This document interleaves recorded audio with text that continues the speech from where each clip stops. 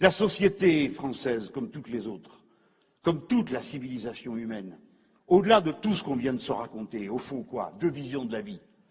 Pour les uns, c'est pas des brutes, on n'est pas non plus dans une ambiance de guerre civile. Ceux qui n'ont pas le cœur comme nous, quoi, qui ne voient pas les choses comme nous, pas non plus des sauvages, eux aussi ont des familles. Quelle est leur idée? Leur idée, c'est que dans la vie, ce qui est le moteur de la société, c'est la compétition. Voilà, c'est ça leur idée fondamentale.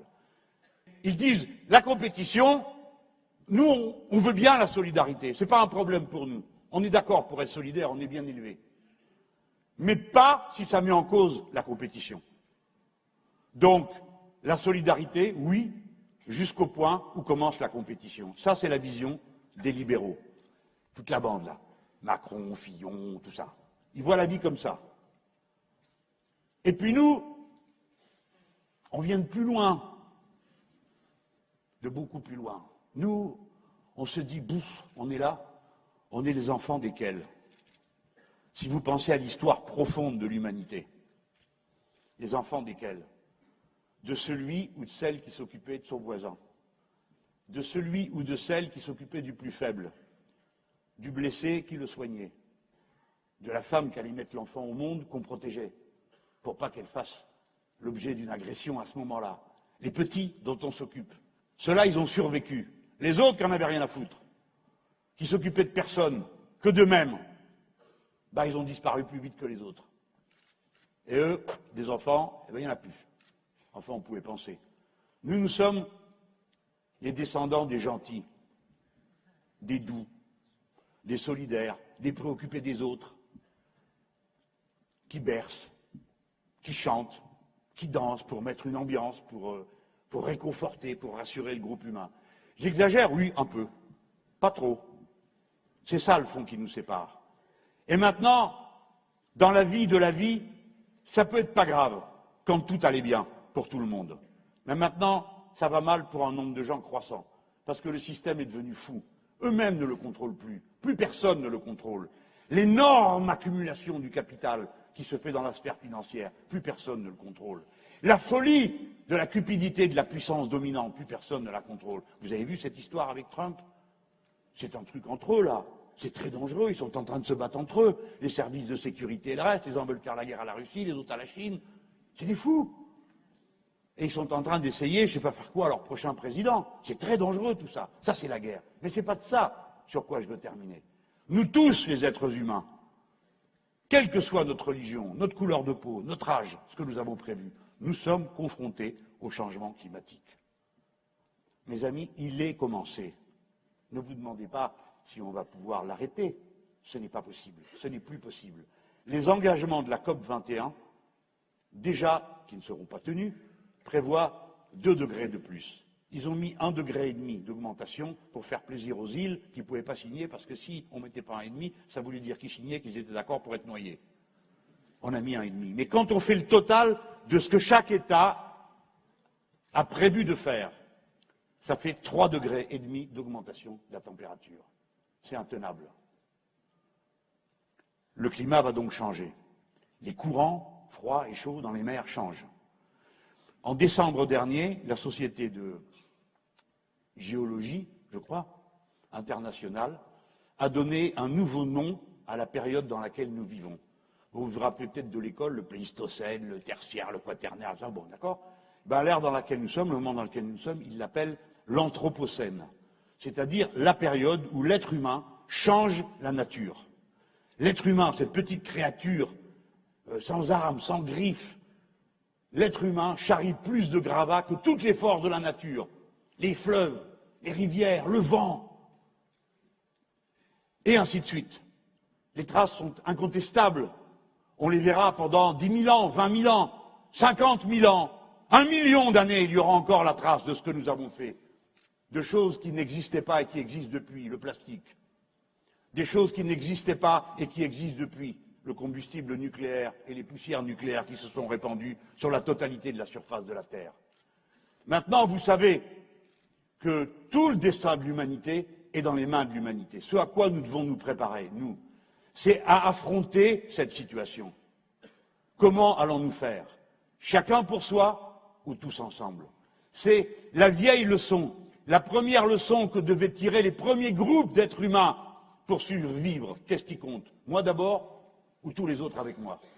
Cette grande question qui partage les tenants de la compétition tout le temps et les tenants de la solidarité revient devant la scène. Vous ne pouvez pas être réellement écologiste. Et vous l'êtes tous. Ce n'est pas une carte de parti écologiste, c'est une conscience. Nous ne le sommes pas si nous ne tranchons pas cette question-là. Il n'y a pas de capitalisme vert. Le problème du capitalisme vert, c'est la couleur. C'est que le capitalisme ne peut pas être vert. Ils ne peuvent pas faire l'accumulation. S'ils refusent l'investissement pour changer les machines, pour changer la production, pour changer le sort des travailleurs qui travaillent derrière ces machines, c'est ce défi qu'on va devoir relever. Alors moi je vous dis, si nous, la France, nous changeons de cap, si juste nous faisons ça, une constituante et ensuite la planification écologique, ce que nous allons faire, nous les Français, parce que nous sommes une grande puissance technicienne, je ne suis pas en train de faire du nationalisme, c'est pas ça le sujet. Nous sommes une grande puissance technique. Et vous savez pourquoi? Parce que nous avons eu une bonne école républicaine pour tous, parce que nous avons enseigné à tout le monde, y compris les gosses d'étrangers. Parce qu'on a fait ce choix-là, parce qu'on a bien traité les gens mieux qu'ailleurs. On a pu accumuler ce qui compte, la meilleure et la plus grande des richesses, le savoir, l'intelligence. C'est une richesse qui, plus vous la partagez, plus il y en a, au contraire de toutes les autres richesses. Le savoir qui va nous aider à répondre. Et nous sommes, parce que nous sommes cette nation-là, nous avons une responsabilité à l'égard du reste de l'humanité, en pensant à ces milliards d'êtres humains qui n'ont pas accès à l'eau potable, qui n'ont pas accès à l'énergie. Nous pouvons, nous, parce que nous connaissons les process de production pour le faire, mettre en partage la science et la technique qui permettra à tous ces peuples d'avoir ce dont ils ont besoin en rompant avec l'ancien modèle d'accumulation. Parce que s'ils font tous comme nous, il n'y a plus de vie possible sur la Terre. Et donc, pour que la vie continue, il faudrait que mécaniquement on continue à les exploiter, qu'on continue à les rabaisser. Parce que s'ils se mettent au même niveau que nous, pour avoir le même nombre de voitures par habitant, le même nombre de produits qui servent à rien, la planète va mourir. Voilà pourquoi il y a un lien entre l'idée de sauver la civilisation humaine, le paradigme écologique, l'idée d'avoir cet objectif, et la République qui consiste à dire nous faisons ce qui est bon pour tous. Comme nous sommes cette nation, nous pouvons rompre le cercle infernal dans lequel nous sommes. Vous avez vu quel président ils ont élu aux États-Unis d'Amérique? Ils croient que le réchauffement climatique c'est une invention des Chinois. Et ainsi de suite. Tous ces gens ne s'occupent de rien. Les glaciers sont en train de fondre. Vous savez de quoi ils s'occupent? De savoir à qui appartient le sol qui est en dessous. Voilà pourquoi les uns les autres, les Russes, les Américains, les Danois, tout le monde avance ses navires de guerre pour dire ça c'est à moi. Autrement dit, toutes les conditions se réunissent d'une bataille du type du XIXe siècle pour l'accès aux matières premières et aux territoires, alors qu'on est au XXIe siècle et devant un péril majeur. C'est pourquoi nous serons cette puissance de paix, et parce que nous ferons ça, je vous dis, parce que nous ferons ça, ce sera un déclic, un événement tel qu'on peut dire le siècle commencera en 2017. Parce qu'en 2017, une des principales nations du monde aura rompu avec l'ancien système et se sera orientée vers les nouveaux horizons nécessaires à l'humanité tout entière. Exactement!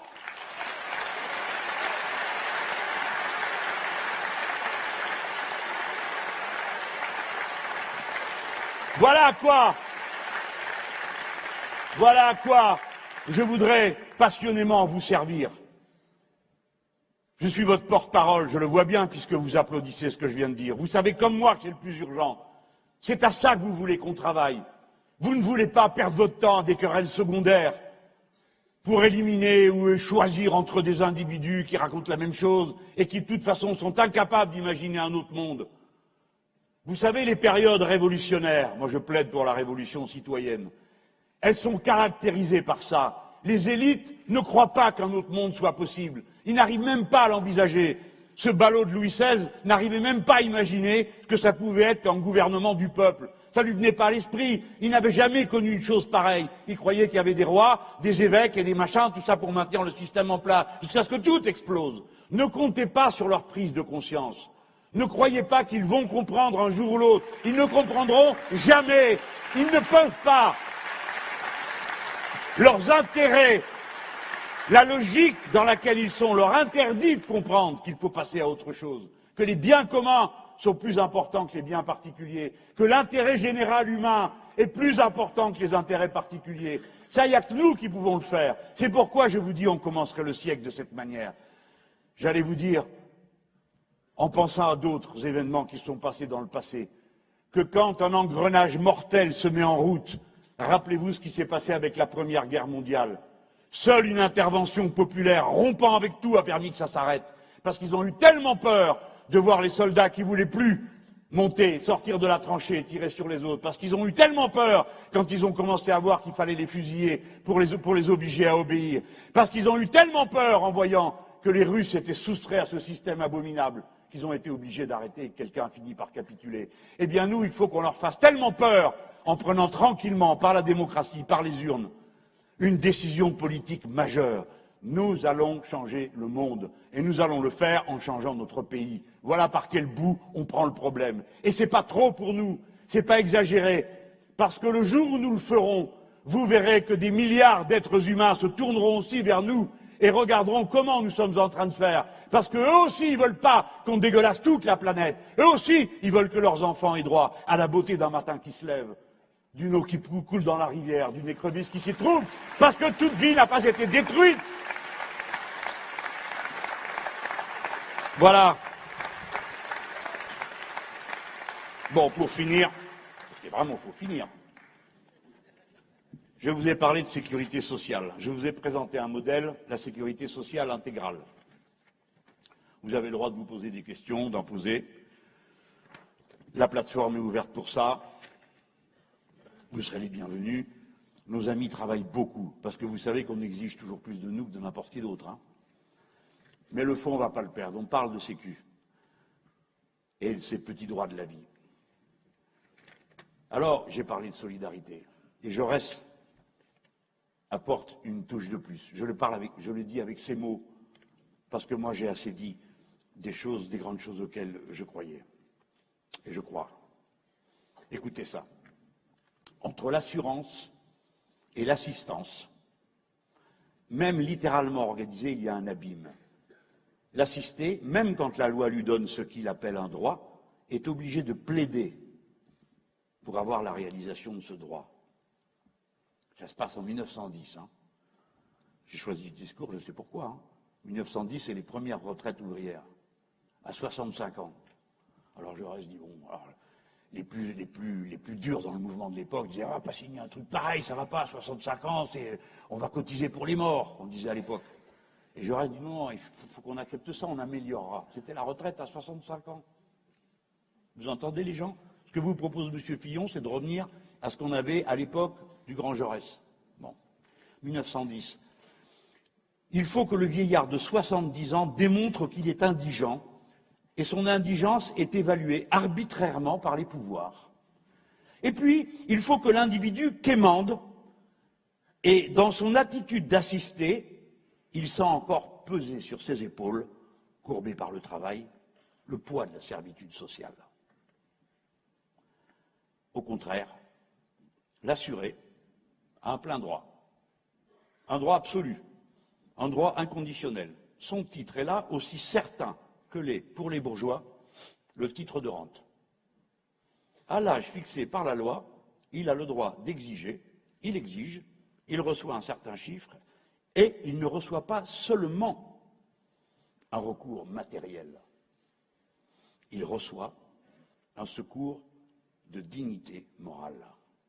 Magnifique idée d'assurance sociale qui crée pour tous les salariés un droit tangible, sans humiliation. Merci.